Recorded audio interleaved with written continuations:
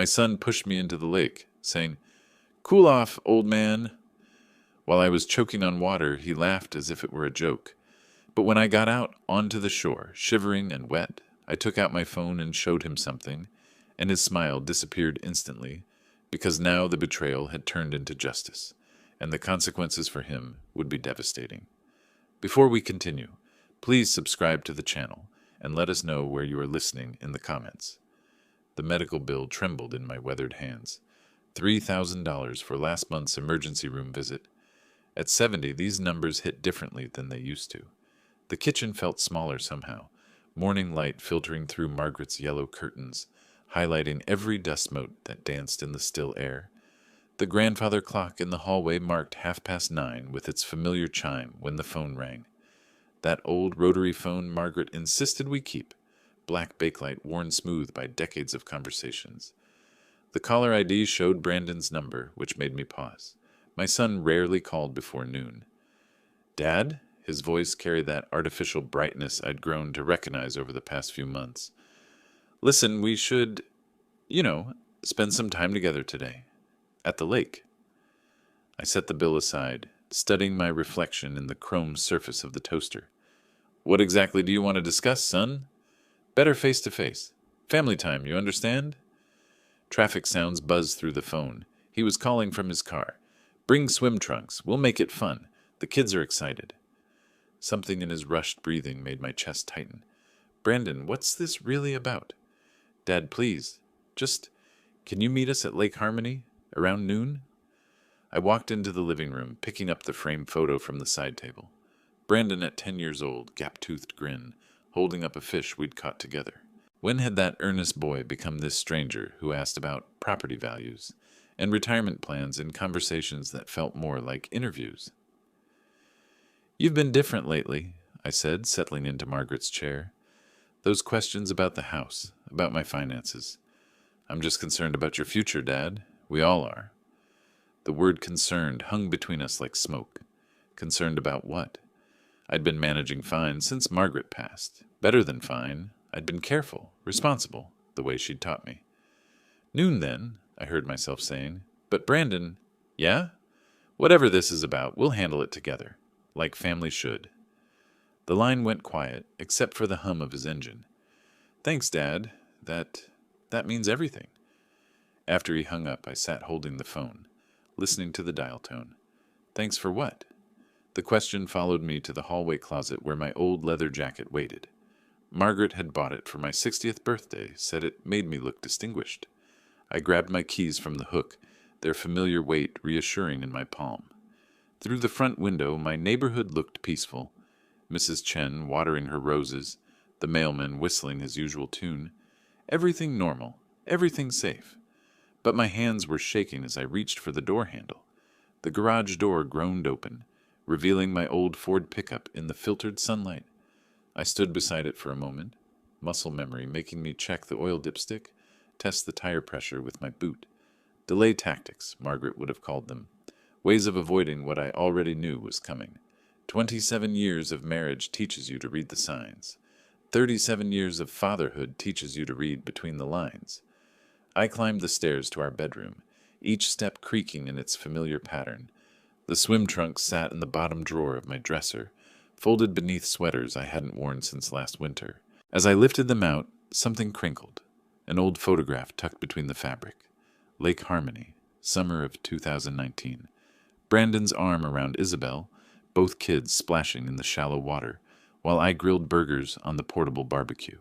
Before Isabelle started avoiding my calls. Before Brandon's business troubles that he thought I didn't notice. That awkward dinner 3 weeks ago flashed through my mind. "Dad, have you ever thought about estate planning? Really thought about it?" The way his eyes wouldn't meet mine when he asked. The nervous laugh when I mentioned my financial advisor. I walked to the bathroom, shook out my morning pills into my palm. Heart medication, blood pressure pills, the daily reminders that 70 wasn't 50 anymore. In the mirror, worry lines creased my forehead deeper than usual. Gray stubble made me look older, more vulnerable than I felt inside. Was I overreacting? Reading too much into a son's invitation to spend time with his family? But Margaret's voice whispered in my memory. Trust your instincts, Derek. They've never steered you wrong. Back in the garage, I packed a small cooler with water bottles, added some granola bars from the pantry. My phone vibrated against my leg. A text from Brandon. See you soon, Dad. Thanks. There it was again. Thanks. Not looking forward to seeing you or drive safely. Thanks, like I was doing him a favor. Like I was solving a problem I didn't even know existed yet. I checked my phone battery. 60%. On impulse, I grabbed the car charger from the workbench drawer. Something told me I might need it later, though I couldn't say why. The house key felt heavier than usual as I locked the front door.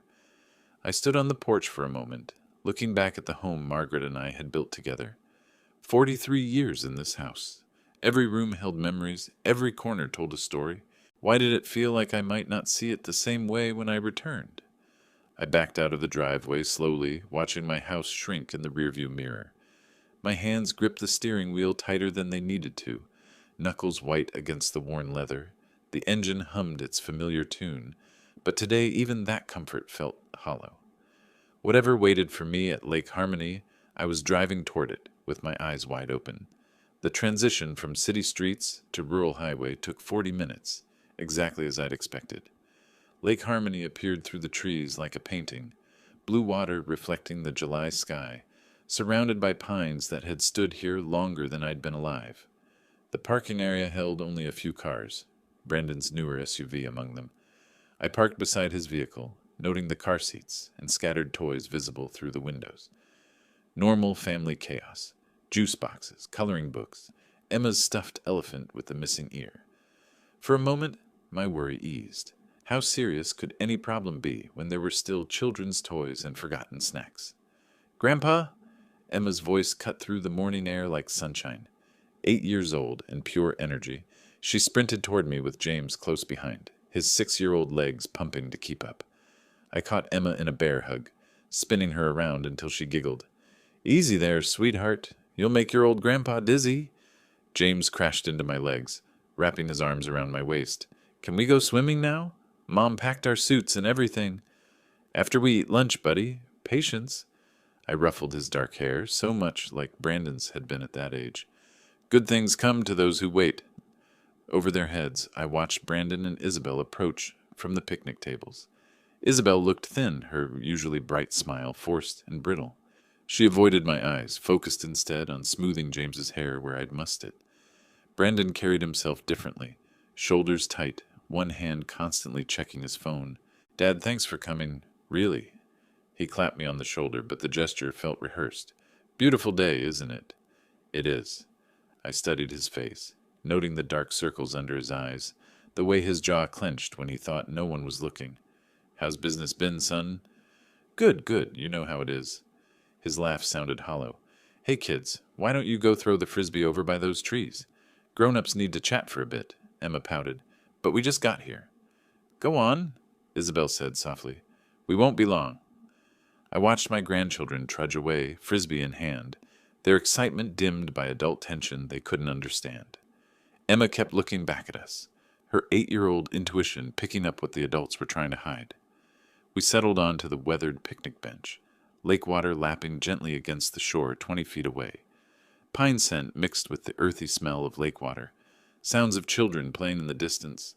It should have been peaceful. Instead, it felt like the calm before a storm. Brandon cleared his throat. Once. Twice. Isabelle twisted a napkin in her hands until it began to tear. Dad, Brandon began, his voice carrying a weight I'd never heard before. We need to talk. I sat between them, my son and daughter-in-law, feeling the warmth of sun on my arms and the chill of something I couldn't yet name creeping up my spine. The lake stretched out before us, peaceful and eternal, while whatever words Brandon was gathering threatened to change everything. Emma's laughter echoed across the water as she chased the frisbee James had thrown too high. Innocent joy, untouched by whatever storm was about to break over our family. I folded my hands on the table and waited. Dad, you know how real estate markets are these days.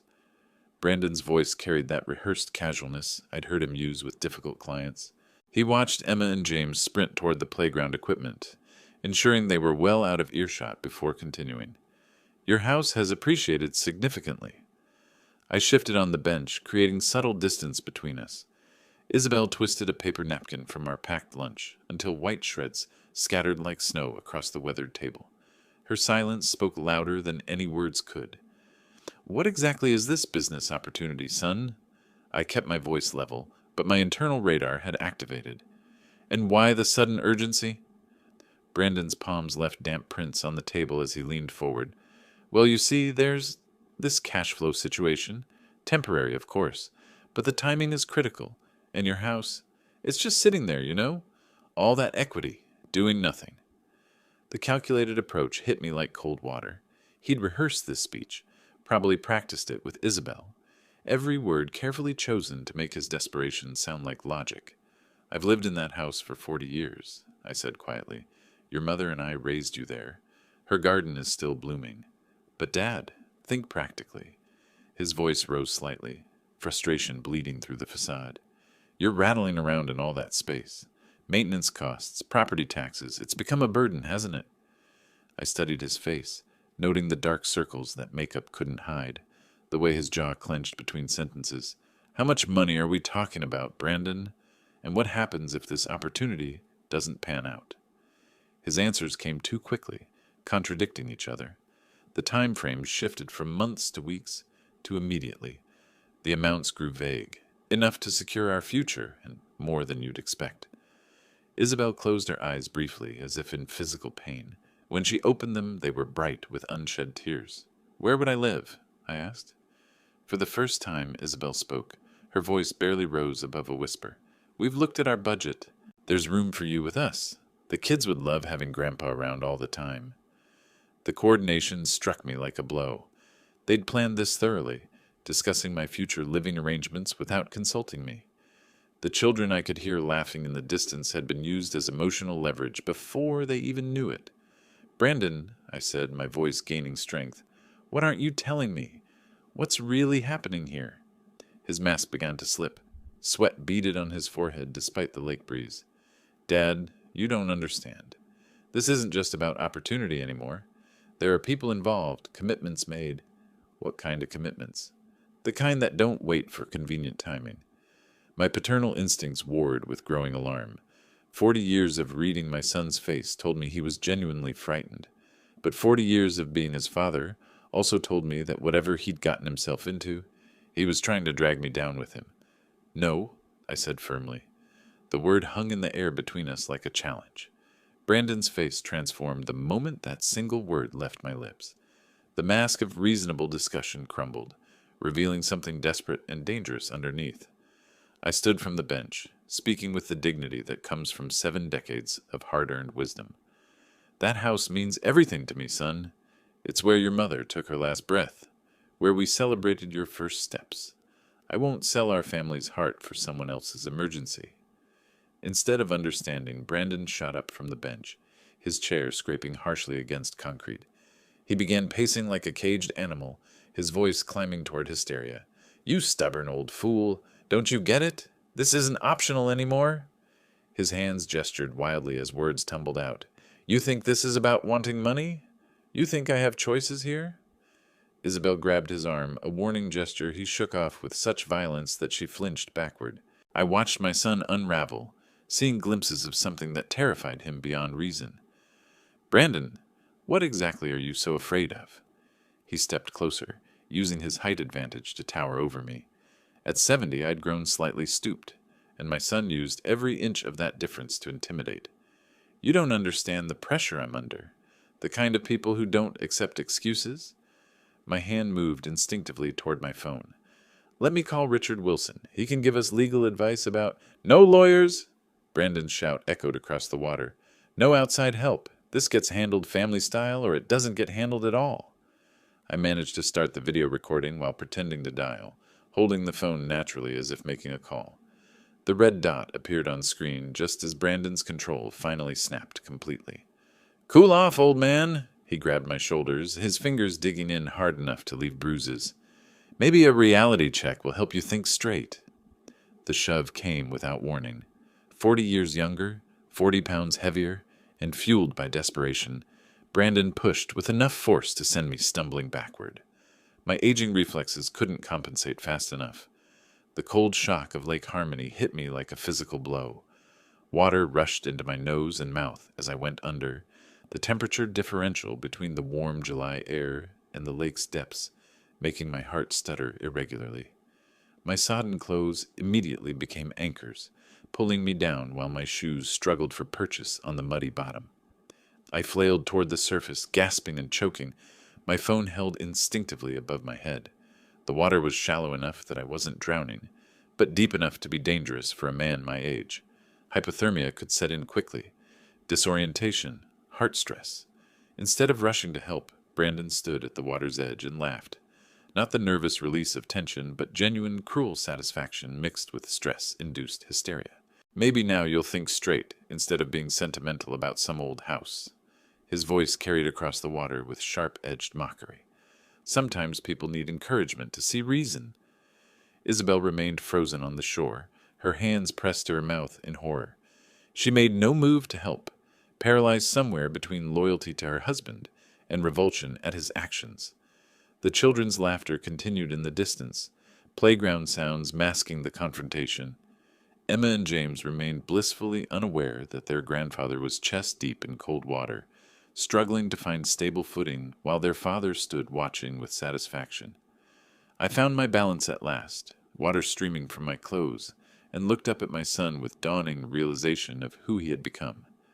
Water streamed from my clothes as I waded toward shore with deliberate calm.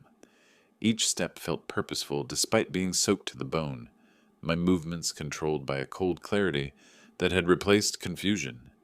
Brandon and Isabelle watched uncertainly from the bank, expecting anger or pleading, but my silence seemed to unnerve them more than any outburst could have. I walked past Brandon without a word or glance, my shoes squelching against the muddy shore as I headed steadily toward the parking area. Behind me, his voice carried a note of panic I'd never heard before. "Dad, come on, let's talk about this like reasonable people." Still, I said nothing. Isabelle followed at a distance, her maternal instincts apparently sensing that something fundamental had shifted in our family dynamic. Her footsteps on gravel sounded hesitant, uncertain. When I reached my ford, I turned to face Brandon, who had hurried after me with increasing desperation.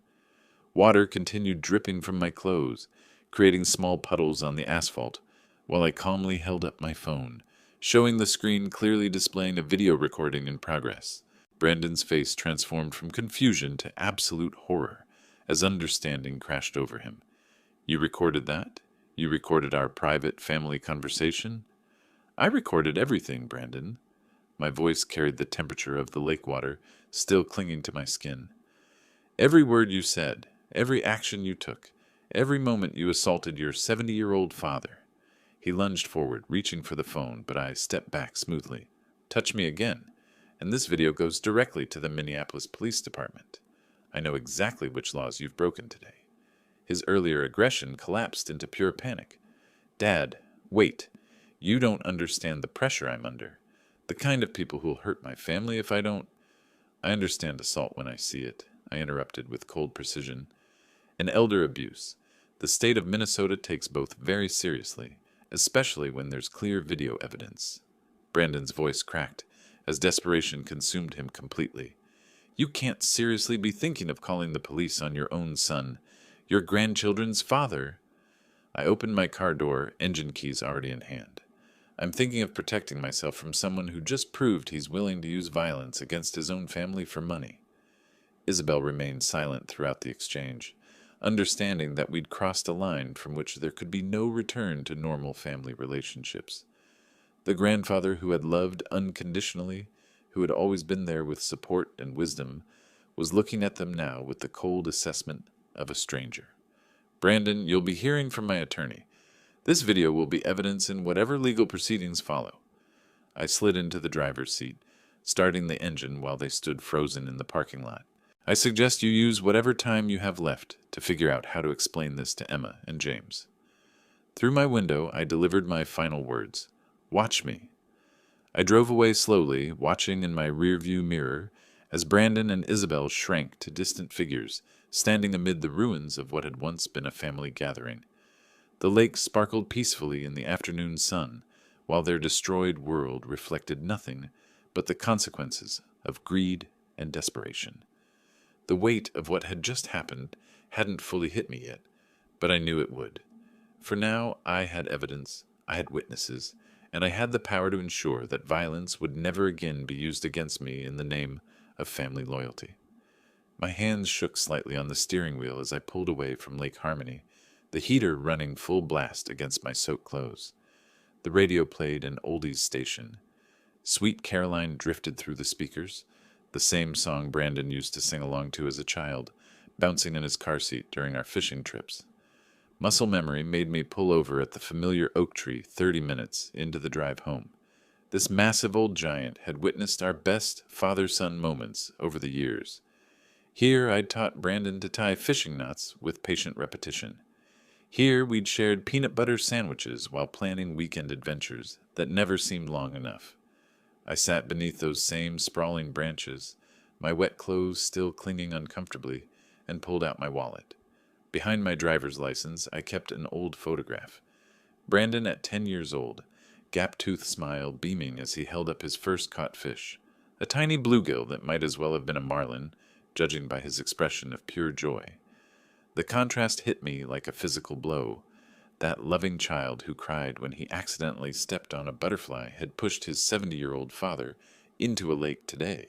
The boy who used to fall asleep holding my hand during car rides home from fishing trips had threatened me with violence for refusing to sell my house. Where had I gone wrong? Was I too permissive during his teenage years? Too demanding about grades and responsibility? Had I missed crucial signs of the man he was becoming while focusing on the child I remembered? How do you grieve someone who's still alive but lost to you? I whispered to the oak tree. The same question Margaret had asked about her estranged sister years ago.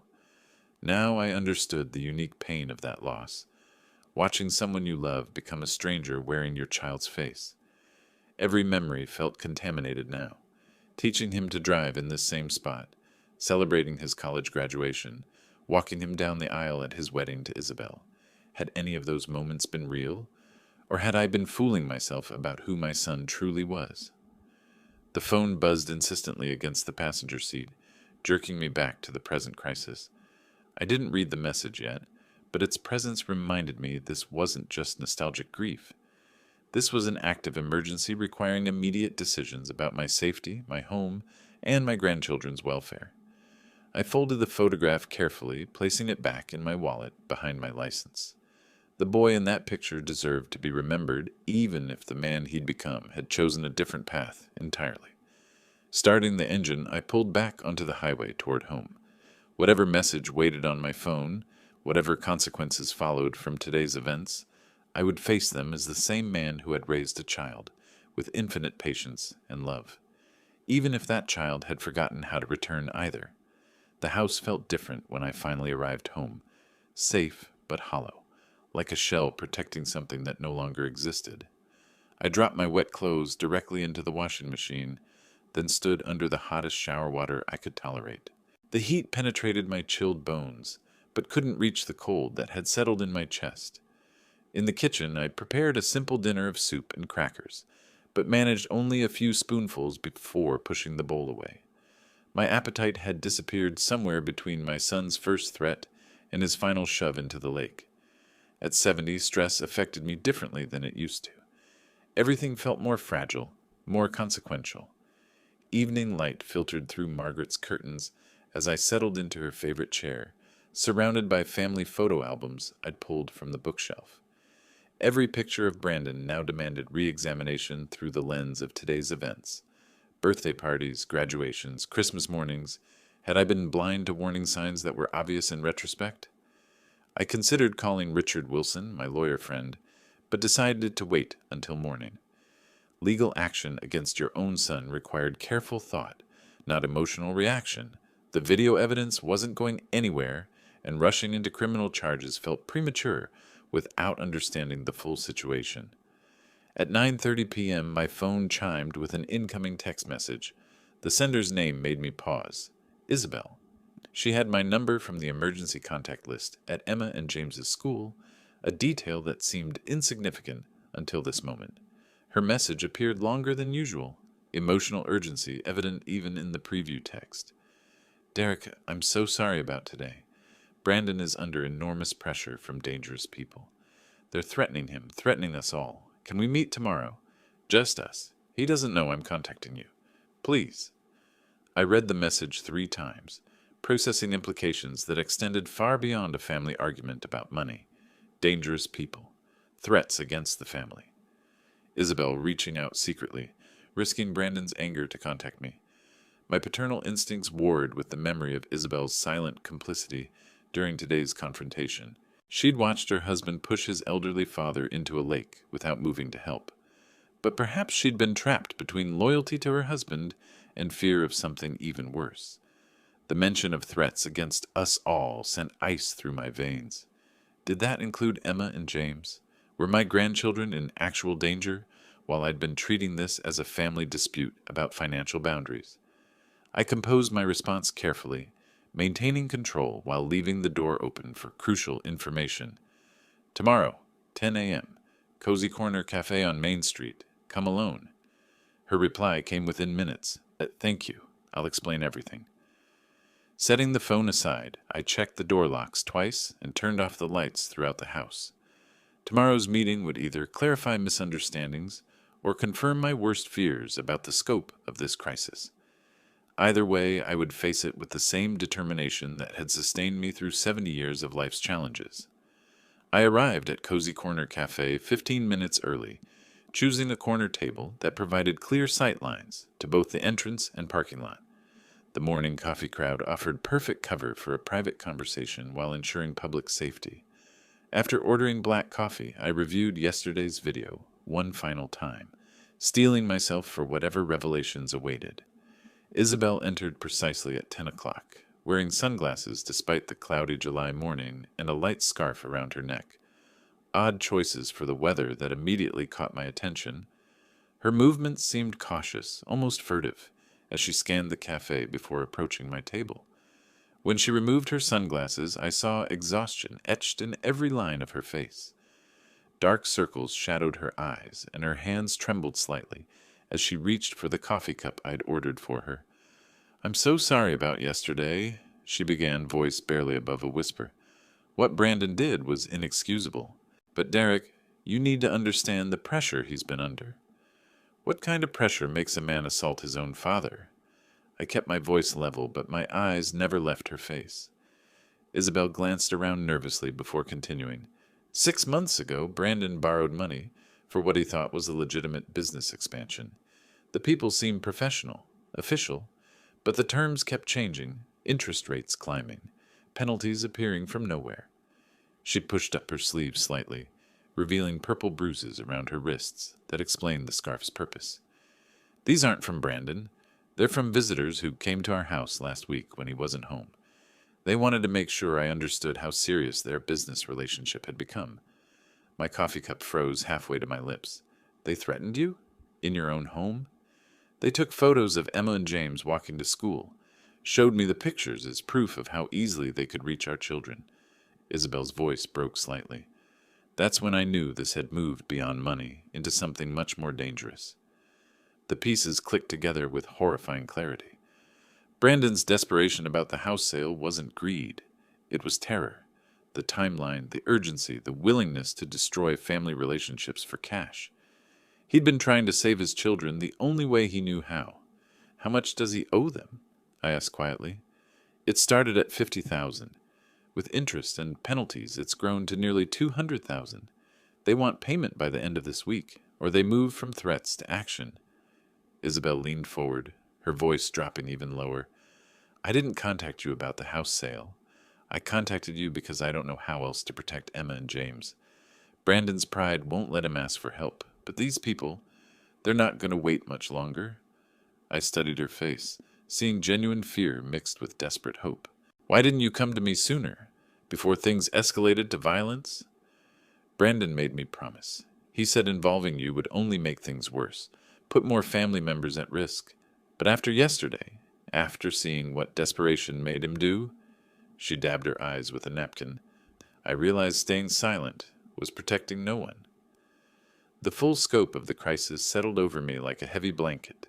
This wasn't just family dysfunction, it was my grandchildren's lives hanging in the balance, caught between their father's criminal entanglements and genuinely dangerous people who had already demonstrated their reach. These people who threatened you, did you see faces? Get names? Isabelle shook her head. They were very careful about that, professional in the worst possible way. I sat back in my chair, processing information that transformed yesterday's betrayal into today's emergency. My son hadn't just assaulted me. He'd been trying to save his children using the only resource he thought could help fast enough. The question now was whether it was too late for any of us to find a solution that didn't destroy what remained of our family. Hanging my coat in the same closet where I'd grabbed my jacket for that disastrous lake trip felt like completing a symbolic circle. 2 days ago, I'd left this house as a grandfather, worried about his son's strange behavior. Now I returned as a man who understood the true scope of the crisis threatening my family. The simple dinner I prepared, soup and a sandwich, sat mostly untouched on the kitchen table. My mind churned with images of Isabelle's bruises, the fear in her voice when she mentioned photographs of Emma and James at school. This wasn't a family disagreement about money anymore. This was an actual criminal enterprise holding my grandchildren hostage. I moved to Margaret's chair in the living room, settling into the worn cushions for the first time since her funeral 6 months ago. If ever I needed her wisdom, it was now. She'd always been the strategic thinker in our marriage, the one who saw solutions where I saw only problems. "What would you do, sweetheart?" I whispered to the empty room. The answer came to me with startling clarity. Get professional help.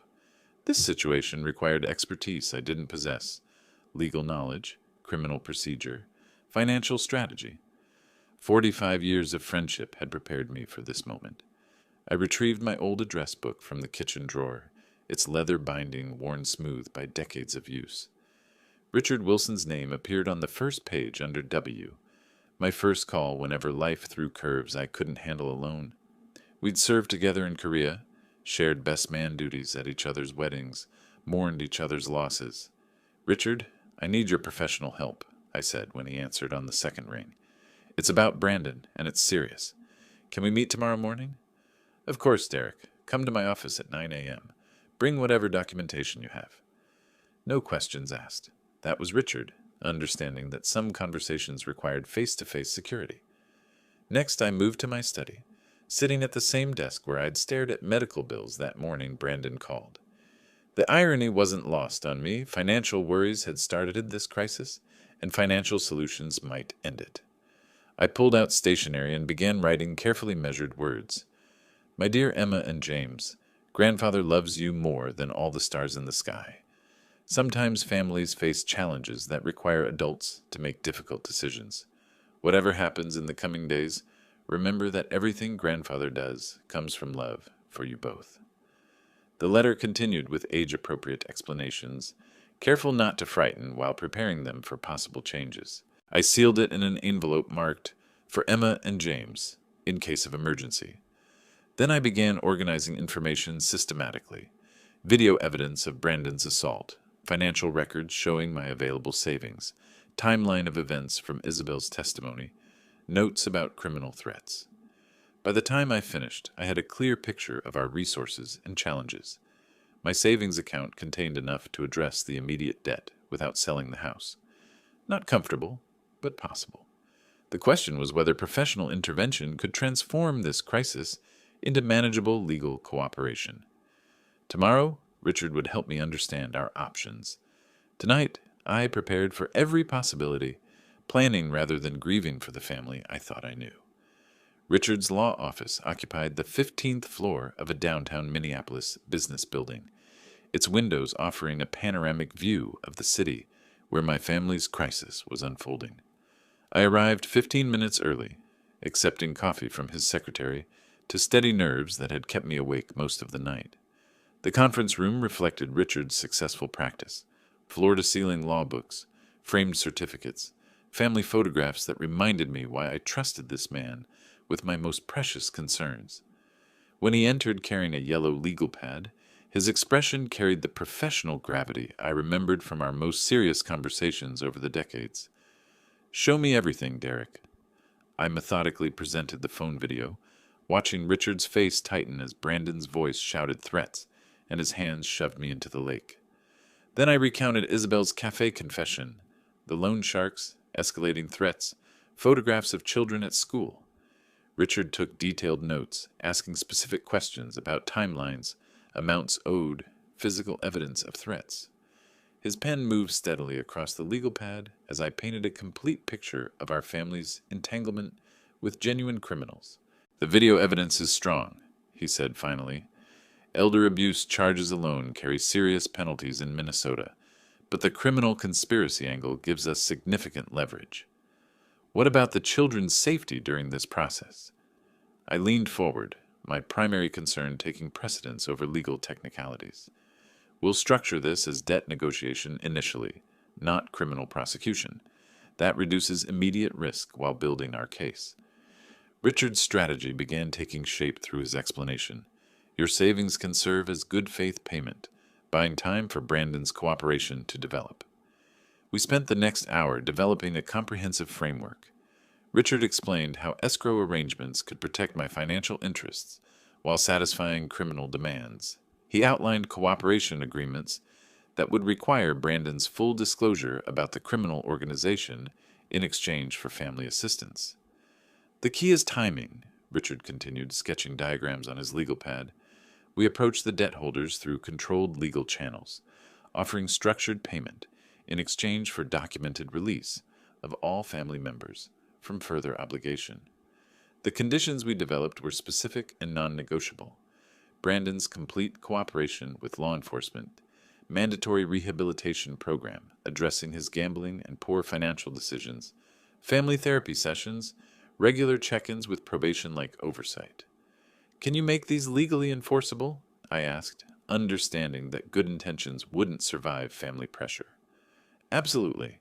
We'll structure this as a formal family contract with financial consequences for noncompliance.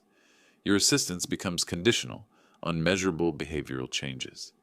Richard scheduled a family meeting for Friday afternoon, 2 days hence, allowing time for preliminary contact with the criminal organization through legal intermediaries. He explained safety protocols, contingency plans, and my role in the negotiations. "Derek, this plan addresses immediate threats while preserving long-term family relationships," he said as we shook hands at his office door. "Your patience and resources are creating possibilities for redemption that didn't exist yesterday." I carried a folder of legal documents down to the parking garage, specific instructions for Friday's family meeting weighing both heavily and hopefully in my briefcase. The plan was in motion, but execution would determine whether we saved my family or lost them forever. Friday afternoon, I arranged my living room chairs in a circle, the same space where we'd celebrated birthdays and holidays and happier times. Richard arrived first, reviewing documents while I checked the coffee pot and straightened cushions with nervous energy. Isabelle entered with Emma and James, who immediately gravitated toward me with their usual enthusiasm. "Grandpa, can we play with your train set?" Emma asked, tugging on my sleeve. "In a little while, sweetheart. The grown-ups need to have an important talk first." Tension filled the room when Brandon appeared in the doorway, his face darkening when he saw Richard's legal pad and briefcase. "What is this? Some kind of intervention?" "It's a family meeting," I said calmly, gesturing toward the remaining chair. "Please sit down, son." Richard began with professional detachment, outlining the legal situation. "Based on evidence and testimony, criminal charges are possible. However, we're here to discuss an alternative that protects everyone's interests." Brandon's defensiveness crumbled when Richard replayed the video evidence. Watching himself assault his elderly father seemed to break something inside him. His shoulders sagged as the full weight of his actions became undeniable. "The children," Isabelle whispered, glancing toward Emma and James, who were building with blocks in the corner, blissfully unaware of adult tensions. I leaned forward, addressing my son directly. "I'll help you, Brandon, but this ends here. No more secrets, no more dangerous shortcuts, no more violence." "You don't understand the pressure," he began. "Actually, we do understand," Richard interrupted smoothly. That's why we're offering a structured solution instead of simply pressing charges. The conditions were presented systematically. My savings would fund debt resolution through escrow arrangements. Brandon would cooperate fully with authorities regarding the criminal organization, mandatory rehabilitation addressing his gambling problems, family therapy sessions, and regular accountability meetings. Brandon wrestled visibly with his pride, glancing between his children playing innocently and the adults offering his only viable escape from criminal entanglement. I don't have a choice, do I? There's always a choice, I replied quietly. The question is whether you're ready to make the right one. His acceptance came reluctantly but genuinely. I'll do whatever it takes to protect Emma and James. And earn back your trust, Dad. The formal signing took 20 minutes. Brandon's signature on cooperation agreements, Isabelle's witness statements, Richard's legal documentation transforming crisis into manageable process. Throughout it all, Emma and James continued playing, protected from knowledge of dangers that had threatened their young lives. When the paperwork was complete, Brandon knelt beside his children, gathering them into a fierce embrace. Daddy's going to be better, he promised them, starting right now. Isabelle showed her first genuine smile in months, relief replacing the fear that had haunted her features since the late confrontation. The rehabilitation would be difficult, the therapy sessions challenging, but the immediate danger was over. Richard packed his briefcase with satisfaction of a job well done.